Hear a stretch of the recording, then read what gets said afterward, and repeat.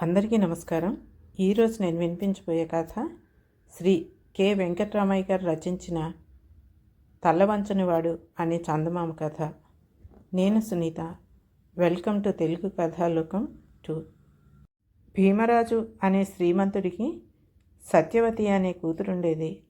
ఆ పిల్ల తప్ప వేరే సంతానం లేనందున ఆయన తన కుమార్తెకు యోగ్యుడైన వరుడిని చూసి పెళ్లి చేసి తన ఇంటనే ఉంచుకుని తన తదనంతరం తన ఆస్తిని అల్లుడికే ఇవ్వాలని ఉద్దేశించాడు. ఇదేమంత పెద్ద కోరిక కానప్పటికీ అది తీరటం దాదాపు అసాధ్యమైపోయింది. ఎందుకంటే భీమరాజు భార్య నరసమ్మ గయ్యాళి. బయట ఎంత పేరు ప్రఖ్యాతులున్నప్పటికీ భీమరాజు ఆమె ముందు పిల్లిలా అయిపోయేవాడు. ఆమె ఎవరి మాట వినదు. అందరూ ఆమె మాటే వినాలి. అది ఆమె వైఖరి.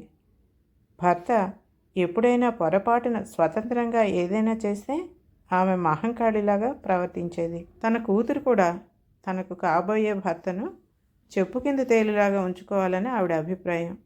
కానీ సత్యవతికి తగిన సంబంధాలు రాలేదు.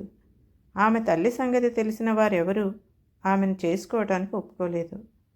అత్తవారింటనే ఉండిపోవాలన్న నియమానికి అసలే ఒప్పుకుంటలేదు. కలవారితో సంబంధం కదా అని కక్కుర్తిపడి ఎవరైనా సత్యవతిని పెండ్లాడదామని వస్తే వాళ్ళు నరసమ్మకు నచ్చటం లేదు. ఆమె పెళ్ళిళ్ళ పేరయ్యనొకడిని పట్టుకుని అమ్మాయికి తగిన సంబంధం ఎక్కడైనా దొరుకుతుందేమో చూడండి, పిల్లవాడికి ఆస్తిపాస్తులు ఉండనవసరం లేదు, అమ్మాయికి తగిన జోడుగా ఉండాలి, ఆ పైన అల్లుడు మన దగ్గరే ఉండి మన చెప్పు చేతల్లో మెలగటం మాత్రం ముఖ్యం అని చెప్పింది. పెళ్ళిళ్ళ పేరయ్య కాళ్లకు బలపాలు కట్టుకుని ఊరూరు తిరిగాడు. కానీ నరసమ్మకు నచ్చే సంబంధం ఎక్కడా కనిపించలేదు. ఒక గ్రామం నుంచి ఆయన మరొక గ్రామానికి పోతూ ఉండగా ఒక రావి చెట్టు కింద ఒక యువకుడు విచారంగా కూర్చుని కనిపించాడు. అతని వయసు 20 ఉండవచ్చును. కానీ అతను చాలా పొట్టివాడు. అతనిలో మరే లోపాలు లేవు. సలక్షణంగా ఉన్నాడు. ఏం నాయనా, ఎవరు నువ్వు? ఎందుకు ఇలా విచారంగా కూర్చునున్నావు అని పెళ్ళిళ్ళ పేరయ్య ఆ కుర్రవాడిని అడిగాడు. దానికి ఆ కుర్రవాడు, నా పేరు గరటన్న, ఈ పక్క గ్రామంలో ఉండే అయ్యప్ప గారి అబ్బాయిని. మా నాన్న నన్ను చూసినప్పుడల్లా రుసరుసలాడుతాడు. ఈ పొట్టి వెధవకు ఎవరూ పిల్లనివ్వరు, వీడెందుకు పనికిరాడని శాపనార్థాలు పెడుతూ ఉంటాడు. ఈ శాపనార్థాలు విని విని నాకు ప్రాణం విసిగిపోయింది. ఇంటి నుంచి బయలుదేరి వచ్చేశాను. ఎక్కడికైనా వెళ్ళి ఎలాగో ఒకలాగా బ్రతుకుతానన్నాడు. ఆరిపిడిగా, అయ్యప్ప కొడుకు గరట్రాజువా నువ్వు?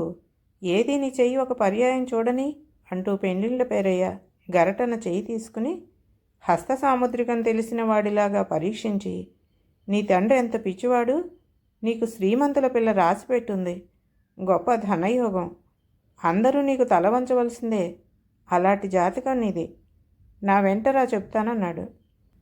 ఈ మాట విని గరటన్న పరమానందం చెందాడు. పెళ్ళిళ్ళ పేరయ్య తన పాలెట భాగ్యదేవతగా వాడికి కనిపించాడు. ఇద్దరు కలిసి బయలుదేరారు. దారిలో పెళ్ళిళ్ళ పేరయ్య గరటన్నకు ఒక సలహాని ఇచ్చాడు. ఎవరు కానీ నీ ఎత్తుకు వంగి మాట్లాడితే తప్ప జవాబు చెప్పగన్నాడు. ఆయన కుర్రవాడిని తన ఇంట ఉంచి నరసమ్మ వద్దకు వెళ్ళి, అమ్మాయికి భేషైన వరుణ్ణి తెచ్చాను, అమ్మాయిలో మాత్రం ఒకటే కాస్త లోపం కనిపిస్తోంది, పొట్టివాడన్నాడు. ఏం పొట్టివాడైతే మరీ మంచిది, చెప్పిన మాట మరింత బాగా వింటాడంది నరసమ్మ. బాగా చెప్పారు, అయితే ఒకటి ఉంది, మనం వంగి మాట్లాడితే తప్ప జవాబు చెప్పడు, పొట్టివాడు కదా అన్నాడు పెళ్ళిళ్ళ పేరయ్య. దానికే, అదేమంత కష్టమైన పని, అలాగే మాట్లాడదామంది నరసమ్మ సంతోషంతో. పెళ్లి చూపులయ్యాయి.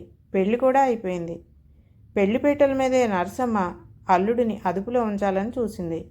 కానీ వాడు ఆమెను లక్ష్య పెట్టలేదు. ఆమె వంగి మాట్లాడితేనే కానీ జవాబు కూడా చెప్పలేదు. పెళ్లి కాగానే వధూవరులను గుడికి తీసుకెళ్లారు.